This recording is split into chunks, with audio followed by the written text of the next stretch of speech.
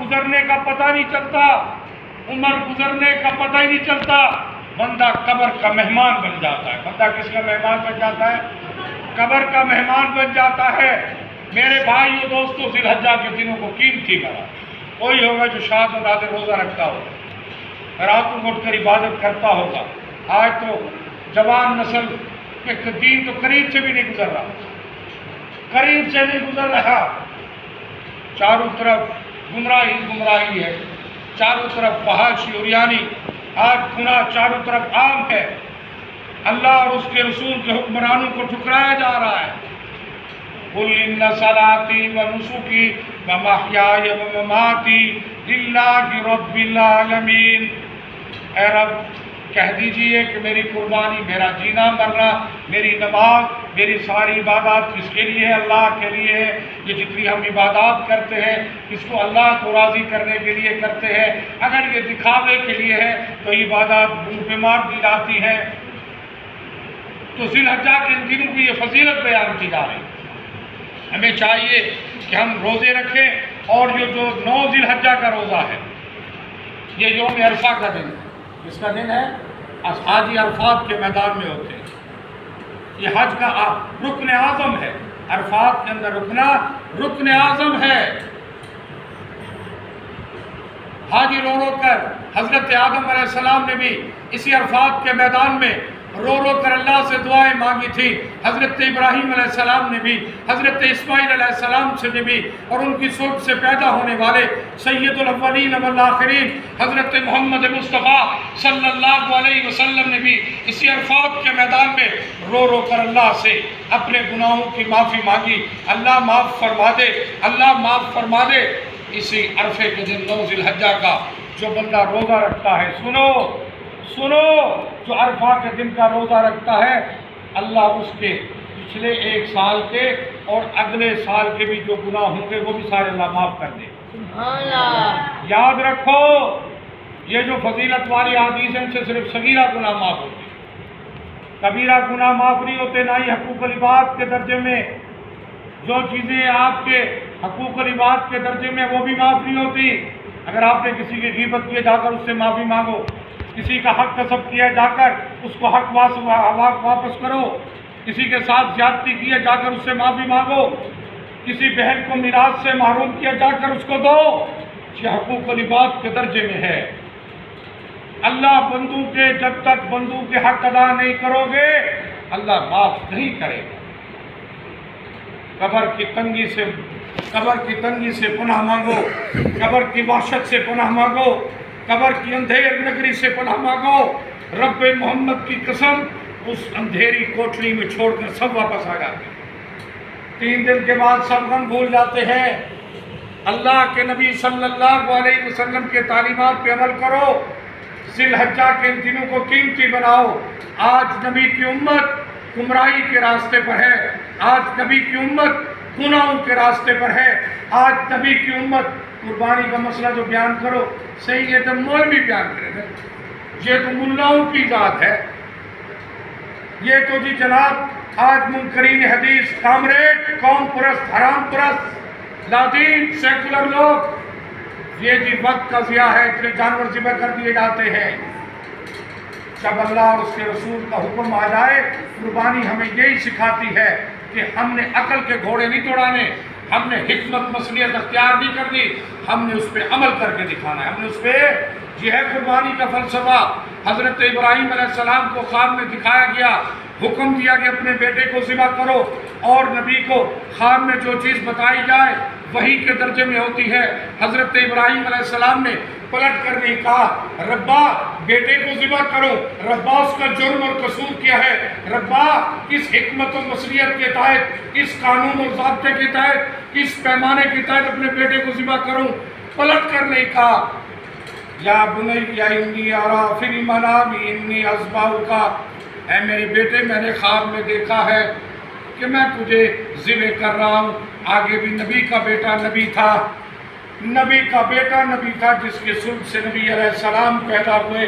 حضرت اسماعیل علیہ السلام نے کہا یا ابت افعل اے ابا جان آپ کو جو حکم ہوا ہے کر گزریے، ستجدنی مجھے آپ صبر کرنے والوں میں سے پائیں گے۔ بیٹے بھی نہیں کہا بیٹے نے یہ باپ آپ مجھے ذبح کر رہے ہیں، میں نے کیا جرم اور قصور کیا ہے؟ اللہ حضرت ابراہیم علیہ السلام نے کہا اللہ کا حکم ہوا ہے، بیٹے نے کہا ابا جان جو آپ کو حکم ہے کر گزریے۔ اصل میں امتحان لینا مقصود تھا، کیا لینا مقصود تھا؟ آج بھی ہم جو صاحب نصاب ہے، ہر بندہ اپنا نصاب دیکھے، ہم کیا کرتے ہیں گھر میں ایک قربانی، ایک بندے نے کر لی سب کی طرف سے قربانی ہوگی، ایسا نہیں ہے۔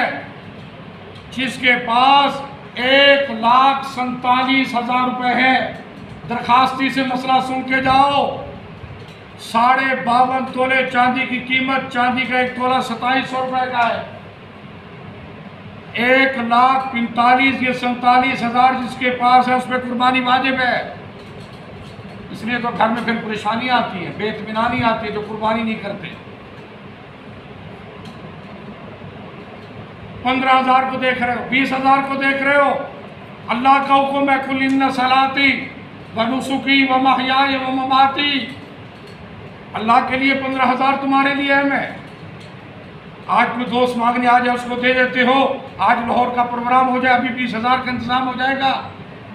قُلْ إِنَّ صَلَاتِي فَصَلِّ لِرَبِّكَ وَانْحَرْ، حضرت انس فرماتے ہیں عشق نبی میں ڈوبی ہوئی ہے محبت رسول۔ آج نعرے تو لگاتے ہیں، چراغت تو کرتے ہیں، لیکن نبی کی ایک ادا کو بھی نہیں اپناتے۔ عاشق رسول وہ ہے جو نبی کی اداؤں کو اپنانے والا ہے، عاشق رسول وہ ہے جو نبی کی محبت پہ عمل کرنے والا ہے، جو نبی کی سنتوں پر طریقوں پہ عمل کرنے والا ہے۔ حضرت انس نے 10 سال خدمت کی، کتنے سال؟ 10 سال عشق نبی میں ڈوبی ہوئی بات کرتا ہے۔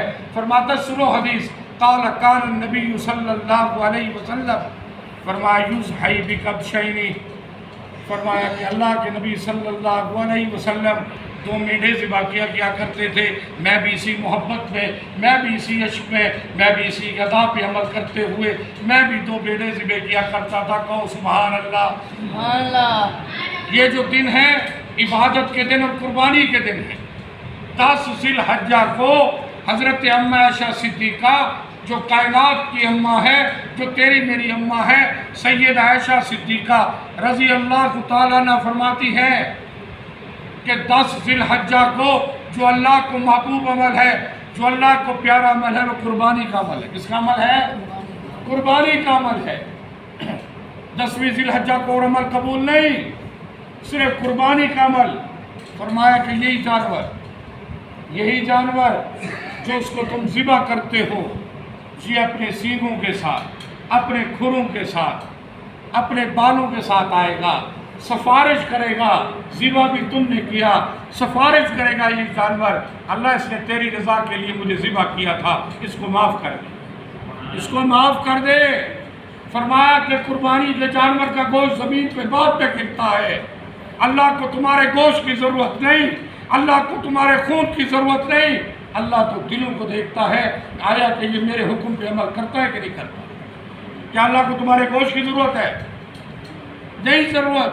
لَن يَنَالَ اللَّهُ لُحُومُهَا، اللہ دیکھتا ہے دلوں کو، آیا کہ یہ میرے حکم پہ عمل کرتا ہے کہ نہیں کرتا، میرے محبوب پہ، میرے شاہ عرب کی تعلیمات پہ عمل کرتا ہے کہ نہیں کرتا۔ جس کے پاس نصاب یاد کرتے جاؤ، آج بھی گھر والیوں کے پاس سونا بھی ہوتا ہے، جس کے پاس بھی 1 تولہ سونا، اس پہ بھی قربانی واجب ہے، اس پہ بھی قربانی فرض ہے۔ اگر بچے آپ کی کفالت میں، آپ کی پرورش میں، ان کی مالیت میں کچھ نہیں تو ان پہ قربانی واجب نہیں۔ ایسے نہیں بس یہ ایک بکرا گھن کی دے، ایک اشارہ کی دے، اس کا بھی طریقہ کار یہ ہر بندہ، مثال کے طور پر حافظ خلیل صاحب پہ واجب ہے تو یہ اپنی طرف سے قربانی کریں گے، کیونکہ ان پہ قربانی واجب ہے۔ آیا کہ نماز بھی آپ کی طرف سے پڑھ سکتا ہے، نماز بھی آپ نے تو آپ پڑھنی ہے، آپ پہ فرض ہے، ایسے بھی جو صاحب نصاب قربانی اس پہ فرض ہے۔ آج بڑا یہ مغالطہ، بڑے لوگ قربانی نہیں کرتے۔ اس مہنگائی کے دور میں بھی الحمدللہ دینی مدارس نے اجتماعی قربانی کا انتظام کیا ہوا ہے، وہ اس لیے کہ ہمارے بھائیوں کا یہ فرض ادا ہو جائے۔ 15,000 کا حصہ، 13,000 کا حصہ جانور پکڑ کر لاتے، ذبح کرواتے، بنواتے، تاکہ عوام کا فرض ادا ہو جائے۔ تو ہر بندہ نصاب دیکھیں. زکوٰۃ اور قربانی میں فرق ہے. زکوٰۃ پہ سال کا گزرنا ضروری ہے، قربانی پہ نہیں. زکوٰۃ 4 چیزوں پہ ہے. سونے پہ زکوٰۃ فرض ہے، چاندی پہ زکوٰۃ فرض ہے، مال جو نقدی ہے اس پہ، اور جو آپ کا مال تجارت ہے اس پہ زکوٰۃ. ان 4 چیزوں کے علاوہ کسی چیز پہ زکوٰۃ نہیں. قربانی کے اندر ہم نے یہ دیکھنا ہے ضرورت سے جو زائد چیزیں. زکوٰۃ کے اندر ضرورت سے زائد چیزوں کی قیمت نہیں لگانی. مسئلے سمجھے، دین کو سمجھو. شریعت کہتی ہے 3 کپڑے، چاہے مولوی پہنے، ڈاکٹر پہنے، تاجر، 3 کپڑے رکھنا ضروری ہے. اس کے علاوہ شریعت کہتی ہے وہ کپڑے زائد ان کی قیمت لگاؤ. میرے بھی 7-8 سوٹ ہیں، مجھے بھی قیمت لگانی ہے. ایک جوڑا جناب 3-3 ہزار کا سلائی لگاؤ.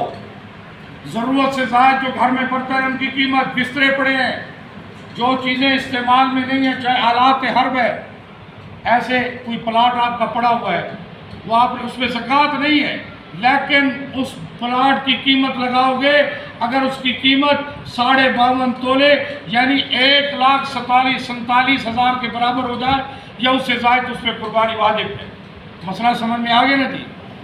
قربانی حضرت علی بن اسحاق کہتے میرا ایک بھائی غریب تھا، بس آخری غریب تھا.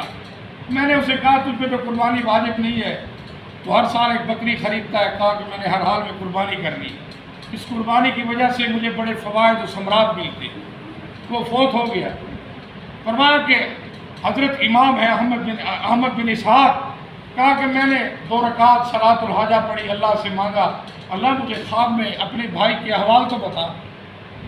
اپنے بھائی کے مجھے خواب میں پھر فرماتے میں نے مجھے اللہ نے خواب میں دکھایا کہ وہ جنت میں ٹہل رہا ہے. میں نے پوچھا، اس نے کہا کہ میں نے ایک فقیر کی غریب کی خدمت کی. دوسرا میں نے دیکھا کہ وہ جانوروں پہ سوار ہے، اس کے آگے پیچھے جانور ہیں. میں نے پوچھا کیا تیرے حال احوال ہے؟ فرمایا کہ جو میں قربانی کرتا تھا یہ پہلا قربانی کا جانور ہے جس پر میں سوار ہوں. دوسرے یہ قربانی کے جانور ہیں جو میرے آگے اور پیچھے ہیں اور مجھے جنت میں لے کے جا رہے ہیں. کہاں لے کے جا رہے ہیں؟ جنت میں لے کے جا رہے ہیں. جنت میں لے کر جا رہے ہیں. قربانی کل ان صلاتی اور تکبیرات تشریق، یہ 9 ذی الحجہ سے. ہم مسلمان ہیں، ہمیں یہ چیزیں یاد ہونی چاہیے. 9 ذی الحجہ کی فجر کی نماز سے ہر فرض نماز کے بعد 1 مرتبہ ان تکبیرات تشریق کو پڑھنا واجب ہے. کیا ہے جی؟ اللہ اکبر، اللہ اکبر، لا الہ الا اللہ، واللہ اکبر، اللہ اکبر وللہ الحمد. 13 ذی الحجہ کی عصر تک ہر فرض نماز کے بعد مرد بلند آواز سے پڑھیں گے، خواتین گھر میں آہستہ آواز سے پڑھیں گی. کیا پڑھیں گی جی؟ آہستہ آواز سے. اللہ اور جو قربانی کا گوشت ہے یہ کوئی صدقہ خیرات نہیں ہوتی. یہ سارا گوشت آپ خود بھی استعمال کر سکتے ہیں. یہ گوشت کے 3 حصے بھی کر سکتے ہیں. ایک حصہ خود رکھیں، ایک حصہ رشتہ داروں میں، اعزاء اقربا میں، ایک حصہ ہمسائے غریبوں میں تقسیم کریں. ایک صحابی تشریف لایا، ٹائم ختم ہو گیا. اللہ کے نبی علیہ السلام کے پاس. اللہ کے نبی قربانی تو مجھ پہ واجب ہے، میرے گھر میں 10 افراد ہیں. کتنے افراد ہیں؟ اللہ کے نبی نے کہا سارا گوشت تم استعمال کرو. گھر میں افراد جو اتنے